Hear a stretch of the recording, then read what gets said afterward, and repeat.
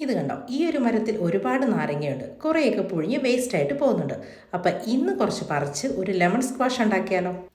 വളരെ എളുപ്പത്തിൽ തന്നെ നമുക്കിതുണ്ടാക്കാം. അതിനാദ്യം വേണ്ടത് നാരങ്ങയെല്ലാം പിഴിഞ്ഞ് അതിൻ്റെ ജ്യൂസ് എടുത്ത് അതിലേക്ക് ആവശ്യത്തിന് വെള്ളവും പഞ്ചസാരയും ഏലക്കായും ഇട്ട് നല്ലതായിട്ട് തിളപ്പിച്ചെടുക്കണം.